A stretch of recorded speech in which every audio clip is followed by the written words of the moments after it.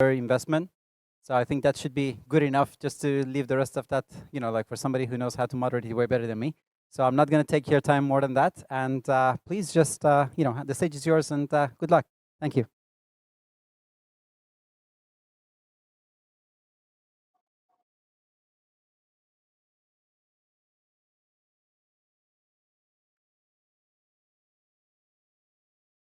Still go. So, hello everyone. Now with switched on mic. Thank you for joining us. And I can only guess how irresistible networking is here at the Alpha Summit. This is why I appreciate everyone who is here. As the title suggests, we're going to dive deep into deep tech and examine, as someone said to me yesterday, how deep is your tech Central and Eastern Europe? My name is Irina. I'm the CEO and co-founder of The Recursive, media reporting on startups and innovation in Southeastern Europe. And here with me, I have two amazingly knowledgeable experts in deep tech. The first one is joining us virtually online, Michael Jackson, not the pop star, but the VC. He's bringing 20 years of experience in entrepreneurship and venture capital. He founded and exited 2 venture-backed startups, the first to Fidelity and the second one to Scripps. Michael is probably one of the most versed VCs in growth investments across a variety of tech businesses. 4 of them realized 1 billion of exits, both in the US and in Europe. Michael served on the advisory board of the NYU Entrepreneurship Center and its spin-off fund. He's also on the board of the Creative Destruction Lab, a deep tech accelerator whose portfolio combined a valuation of over $6 billion. He's also on the board of HEC Paris and its spin-out fund done in conjunction with the Université Paris-Saclay. Michael was third in the Telegraph's list of the 100 most influential technology investors in Europe. And he holds degrees from Princeton University, from New York University, and HEC Paris. Currently, in his role at Cottonwood VC, Michael is responsible for the pan-European investments in deep tech. Michael, I hope you can hear us well. Very happy that you're here. No, happy to. I can hear you guys great. Happy to be here. I'm virtually kind of logging in from Paris. Yeah, wish next time I can be in Warsaw. It's a fantastic city, and I always enjoy being there. Definitely worth it. The second speaker here with us today is Tomasz Wierzchowski. He is an experienced CTO and innovation leader in the fields of robotics and system engineering. Tomasz brings 10 years of experience in global tech leadership in advanced mobile robotics and autonomous systems. He's held various key roles across the full product lifecycle of both pioneering startups, award-winning scale-ups, and blue-chip corporates. He's helped them bring novel autonomous AI-powered products to a wide key of markets at scale, including industrial inspection at Aerotronics, construction at Tukulo, agriculture at HBC, and consumer at Dyson, Bosch, and Emotech. Last but not least, Tomasz is on the industry board and a guest lecturer at his alma mater, Cranfield University. Tomasz, also happy to have you here with us. And before we start with our discussion, I believe that it would be useful for our audience to revisit the definition of deep tech. Somehow the distinction between shallow tech and deep tech has been blurring over the years, and I think the phrase was coined like 10 years ago. Now we live in totally different times. So, Michael, I'm going to start with you and ask you, what does deep tech mean today? So deep tech is quite nebulous term that it's kind of become a catch-all for anything that's not digital or software or online. So the term deep tech actually goes back. It goes far farther than 10 years. It actually goes back to the skunkwork projects of Raytheon for over 30 years ago. And for them, it was just kind of all the crazy projects that they were doing in-house with in conjunction with the U.S. Department of Defense, Department of Energy, etc. For me, deep tech is just any really IP-driven technology that's at the cutting edge, which is leading. So I think one of the problems is even in Europe, oftentimes most of the VCs are using deep tech as sort of a catch-all for anything that's not mainstream. And I was just sent a deck that was, when a European VC was like, "Oh, it's a great deep tech deal," and it wasn't deep tech. It was just a SaaS company with a thin layer of AI on top. I think real deep tech is IP driven, often coming out of universities and research centers. And it's really about building the future and really being at the cutting edge of what is innovation and technology. Thank you, Michael. Tomasz, I also wanted to ask you, because you've been practically working on deep tech solutions, how would you define deep tech? And would you think that we need a new definition today? Yes. So, well, first of all, I would think why or what was the purpose for definition while we are on the investing panel and conference. I'll focus on this one. So I pretty much agree with what Michael said. This is IP driven. Sometimes you maybe call it frontier tech. I mean, this is like many terms. We should need a bit of rebranding. But I mean, from other perspective, it's also saying, yeah, IP driven. So the primary risk, especially at early stages, it's on technology, less on the market. So this is IP driven, technology driven. Breakthrough, sometimes you may call it. And of course, you would have many verticals and types within defined, going through industrial, biotech, hardware driven, combination of all. You might have a much more sophisticated AI driven machine learning, which might be falling into SaaS category or fintech. But I think real deep tech is IP driven breakthrough science. That's how I would define it. And for the sake, I guess, of market also, investment, puts the other category, so very, very thin AI ML layer of SaaS startups in the more generic ecosystem. That would be my definition. Yeah. Okay. I guess when it's also science-driven, the risks that an investor should take are much higher. Or engineering this is also science or engineering driven. Yeah. So from an investment perspective, I'm not sure that we still have Michael online. From an investment perspective, what would be the difference between, let's say, a fintech or a blockchain startup and a deep tech startup? Okay, so I guess I will start. So, okay, we'll have to move on to the questions to you. We'll come back to the investment topic and now look at deep tech from the founder's perspective. Tomasz, you have been observing a considerable brain drain in the Central and Eastern Europe of PhDs and also engineering talent moving to the US. And somehow you're still a firm believer that Central and Eastern Europe offers a unique opportunity for people like that to live here and to run their tech R&D and create their deep tech startups. Why do you believe so? Yeah, excellent question. So a bit of context, I think, how I would define the brain drain and how it evolved over, let's say, last 10 years. That's what I observed. So I've seen it firsthand. I myself moved to, not to US, but to Western Europe. Also, I'm not PhD, so I'm not a scientist. I'm a deep tech engineer, so roboticist primarily. That's my education, and that I would put these categories together with PhDs. This is just more for bigger context. So when I talk now about this wider context, first of all, I think we see a return, a wave of this so-called brain drain.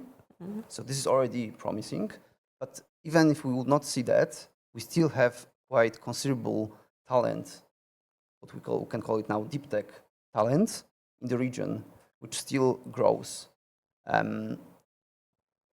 Reasons for that are multiple, so I'll probably not go into this. But the bottom line is that, especially for DeepTech, so when there is hardware or science component and software, very often, the talent arbitrage, this argument for DeepTech in this region, in CE region, is absolutely massive. So when I say what I mean by talent arbitrage, that's actually a term I got from one very interesting article that we can maybe refer in future, from US VC, who's also active very much in DeepTech.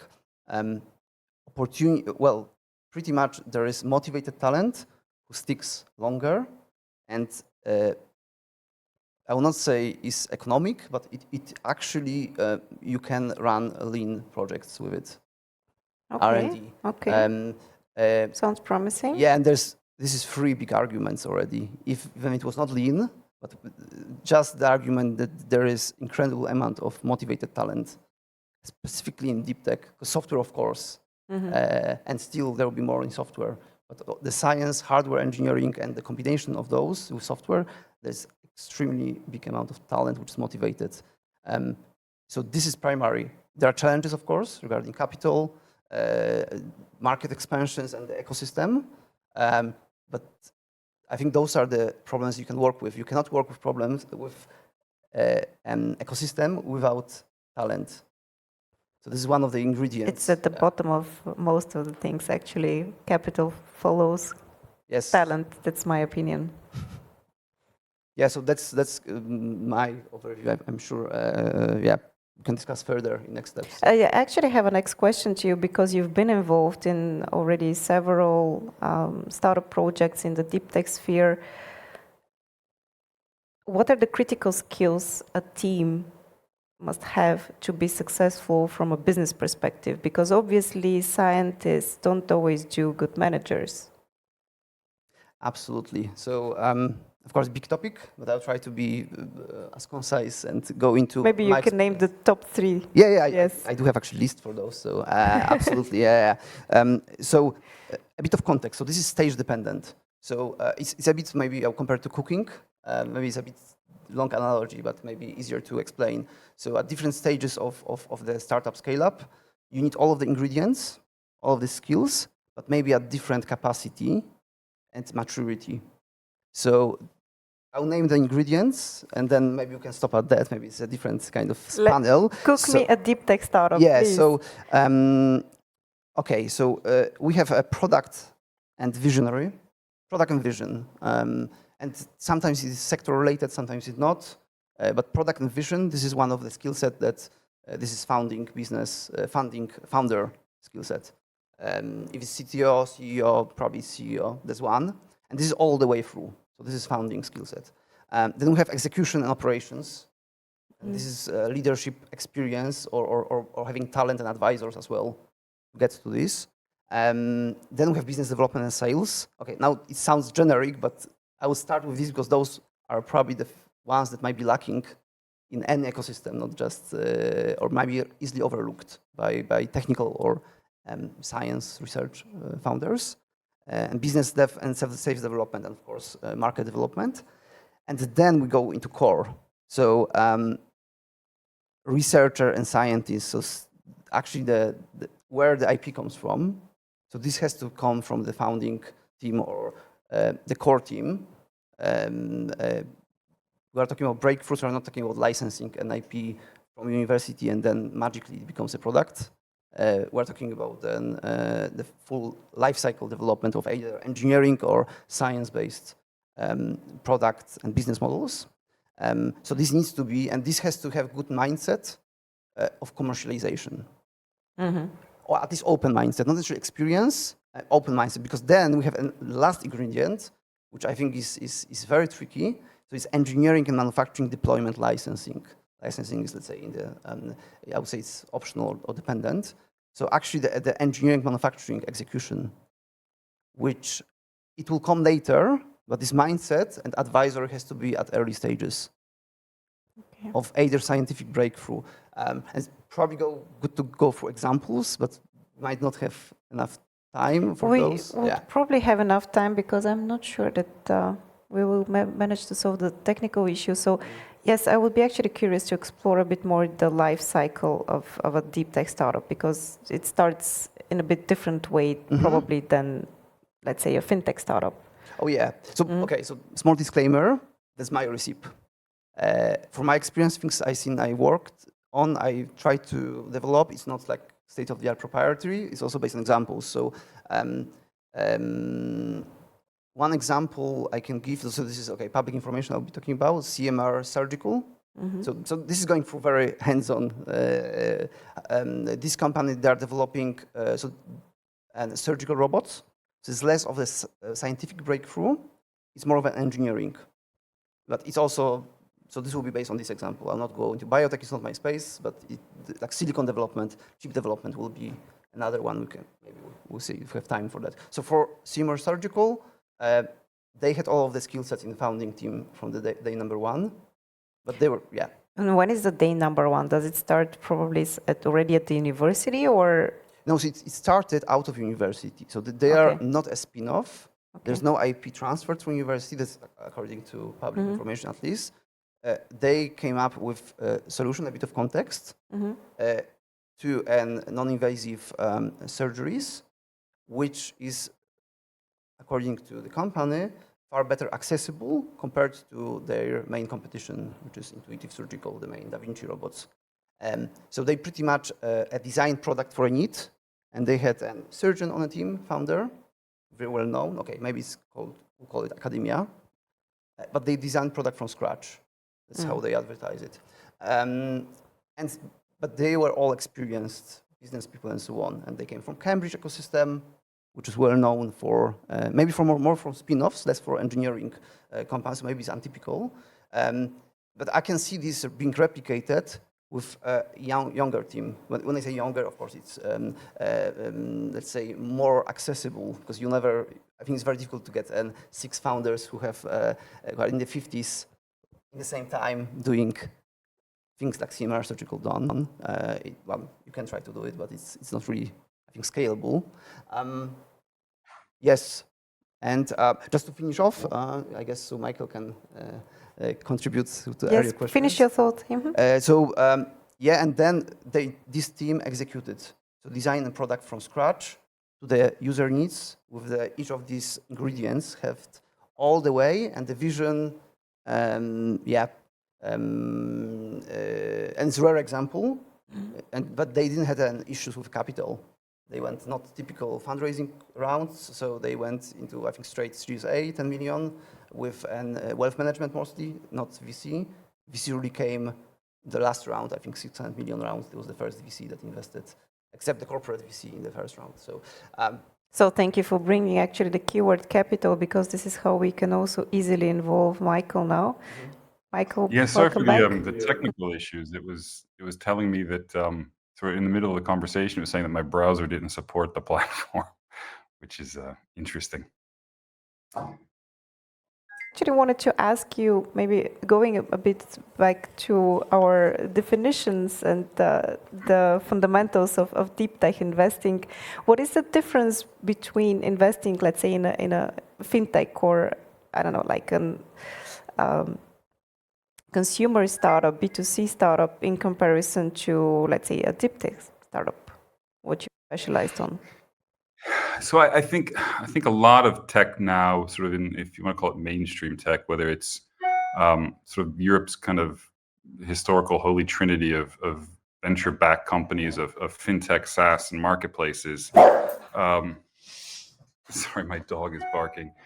I think most of that's commoditized tech now. I think the issue now is that with deep tech, you have to understand that the technology in the beginning, there's going to be a much longer curve. Sorry, a bit of commotion going on in my apartment all of a sudden.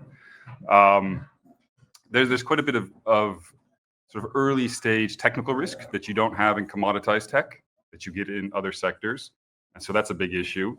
I think the other thing, though, in IP-driven businesses is that you have a lot of the valuation early on is kind of sorry, there's a bunch of stuff.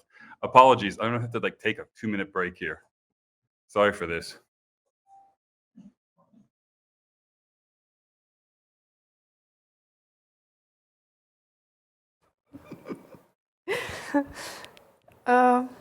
Okay, so Tomasz, maybe we continue, the two of us. Mhm. You mentioned before that for the surgical startup, CMR. Surgical, they had this challenge with the venture capital. And we will speak about it, but I actually wanted to ask you, besides funding, what are the, top 3 risks or challenges that deep tech startups are facing today, and what are maybe also the most common reasons they fail? Mm-hmm. Okay, so yeah, besides funding, so funding is one of my list, of course, already. So we already discussed this. Without order of significance, wrong product, Okay. business model, or both. What does mean wrong?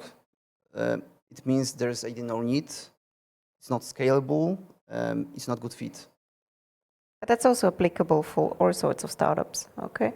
Yeah, but it's also, I would say this is one of the primary, and it might be why it's a risk which I mentioned, because it might take a bit longer to realize the risk unless you have the skill sets in the team and methodology and experience and the visionary as well to know that what you're developing, and then for the investors, this is there is return on investment. And this is not to undermine really great deep tech startups in Europe worldwide. So I think this needs really support, and this is really a future, this investment segment. But the product and business model and getting a good mix, understanding of market, yeah, this is, and then it comes with that. And the third reason, lack of key skill sets and experience in the exec team or across advisory boards at the correct stages. So these receipt stages I mentioned. So I would say that it's more on the business development front and business thinking front. And also the skill set of the technical team or science team, yeah. Traditionally, the breeding ground for deep tech startups have always been academia. So I would guess that it would be useful also maybe to make a difference or to differentiate between a scientific breakthrough, as you mentioned it before, and innovation. Right. So yeah, I'll try to tackle it. So of course, it's also like ambiguous. The definitions. What's the scientific breakthrough? Maybe easier was innovation. Innovation is a bit ambiguous. The way how I would define deep tech startups, scale-ups. So I have my own, let's say, I try to write down my own categories. And I would put 4 categories, actually 3, and third is combination of these 3. So I'll start with the science or fundamental-based breakthrough.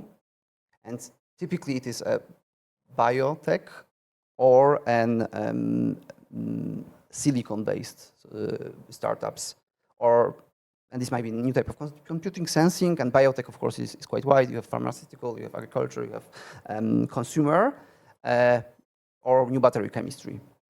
So this will be, for me, the breakthrough. Scientific, but this is scientific or fundamental base. And then we have applied engineering products. So this is hardware related, but that means that they have a breakthrough on the integration level, for example, or the complexity. And examples might be, so mobile robotics is one of the good examples where we have both hardware and software components, but also even the hardware components, they might require quite a breakthroughs on integration level, for example, drives, how it's being built, manufactured. Then there are other innovative hardware-based products I will go into, and then we have automotive. We might have industrial sectors, right, manufacturing. So this comes into this applied engineering product. And the last one is combination. Okay, and then we have AI, ML and data science, more SaaS based or infotech sometimes, which have significant amount of innovation in there, typically in AI, ML. And of course, I don't want to said that those are less important and so on. I will just not go into this because it's much widely talked, I think, what type of businesses, verticals you have in there. I think it's not about the verticals, but it's more like what is the principle. So a scientific breakthrough is not commercialized, I would say, and an innovation already suggests that it is endeavor which is providing some kind of benefit to the market, to a society. Yeah. So, okay, so coming back to your question, I would say for me it is difficult to categorize it breakthrough versus innovation. So I would rephrase the question into how you would categorize. So, but answering your question directly, okay, breakthrough versus innovation. Breakthrough is scientific or engineering-based, IP-based innovation product, service, and innovation is big bag of categories of products, deep tech and not deep tech, which tackle a problem with a combination of existing solutions, innovative way, right? But you can define it the other way around. Maybe innovation, you can do innovation on more lower levels, breakthrough as well, right?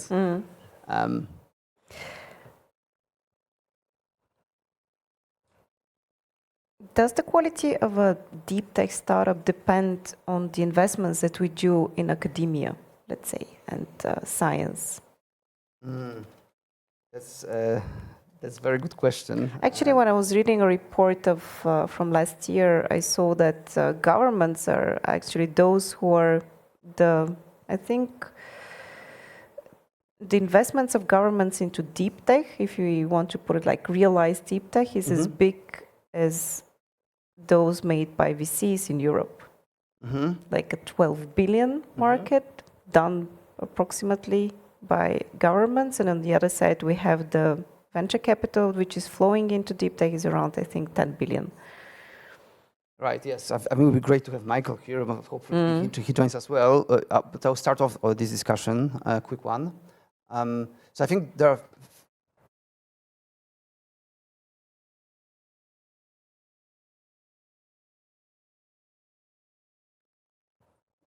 so we have 2 or 3 aspects here I'll touch. So for context, so the academia, I think it influences the ecosystem and scale-ups in 2 distinctive or combined way. So one is when you have a direct IP transfer and the team transfer. So this will be, let's say, IP coming from academia. And this one. And second one is how we educate and future founders and then the founding teams and talent. So it is close enough to the commercial. Either it's scale-ups like startups or so they know how to apply their inventions. And those are 2 distinct, I would say, there are 2 distinct challenges in these 2, they are separated, let's say, the challenges. So definitely in spin-offs, the culture, the academics culture in Europe is not as mature in commercialization compared to like some markets like US. Definitely Michael might give examples. Europe, I think we are lagging behind. I guess for many reasons. I did have experience. We have great academic talent and great professors and leaders, but I'm not sure if the ecosystem in general is that mature of commercializations. Also the research institutes, the universities, not all of them or not most of them, they have a reasonable IP transfer programs which are feasible to investment markets and to real life of commercialization of technology. So this is one. But in terms of generating talent, to put it really greatly, and leaders who become founders, either a bit younger PhD graduates or maybe even professors, I think that's not that bad actually. So from this side, I think that's coming back to talent. We're generating really great research and engineering talent. Also postgraduate, also PhDs, and then real researchers. Mindset of commercialization and commercial is not really rooted, I think, in academia that much as but in US, I think it's also perhaps, right? So you have Silicon Valley, you have Boston, and then few maybe. So it's also hub-based in US. I would not glorify maybe US too much. Of course, within these hubs, that's enough to bring maybe culture national. But yeah, and in Europe, of course, we do have some hubs, but even these hubs have challenges. There are success stories, like Zurich is really good at robotics, for example. You have, and there will be more, and there are more. Our region, I think specifically historically, I think is lagging a bit behind in terms of this, let's say the institutions, the academic institutions, and their rules and operational logistics around the IP transfer as well. This is definitely something in this region, in our region, to be improved. But this is, I won't say system thing, it is a bit, because it's governments in the end who can help, I guess, to, yeah. Yeah, there are governments who are actually making the right steps. Would you say also some institutions which are somehow a breeding ground for deep tech from Central and Eastern Europe? So institutions as... Academia, universities. So I think this will be then, it's a bit more distributed. So you have a specific research groups who are quite good at specific universities. So obviously in Poland, so we have Warsaw University of Technology, we have Warsaw University, who has really great computer science department, who is also now coming into robotics. They have one scale-up called No Magic, who is really successful. It's not spin-off, but CTO is one of the professors. So it's other way around. It's more of an getting a talent, yeah. Maybe less of IP transfer. So unfortunately, and I'm sure that you're very disappointed, Michael won't be joining us today anymore due to a family emergency. I ask you for your understanding. The panel was meant for an hour, but I would suggest that maybe we close it a bit earlier and enjoy lunch. I have a final question, and it's more maybe a dreamy one. A solution of which societal or environmental challenge that we face today would you like to see provided by a deep tech startup?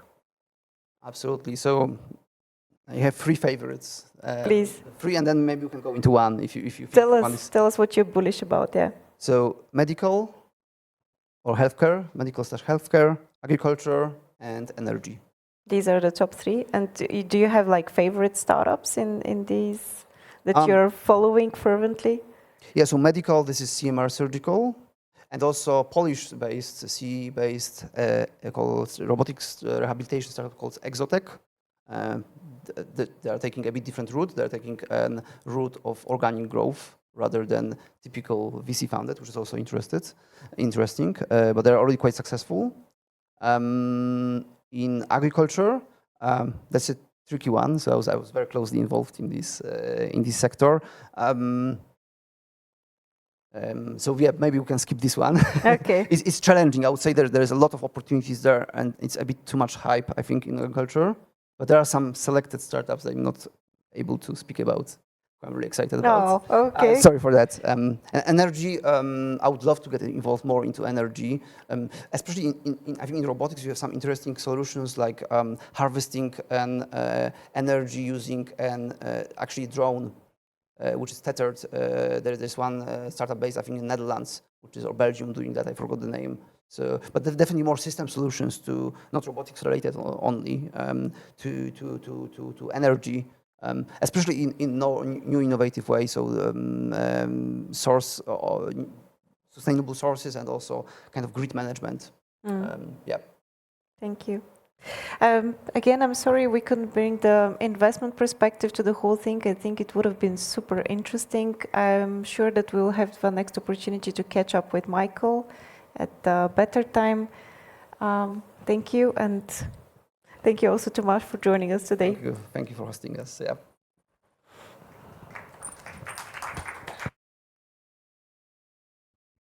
Thank you very much.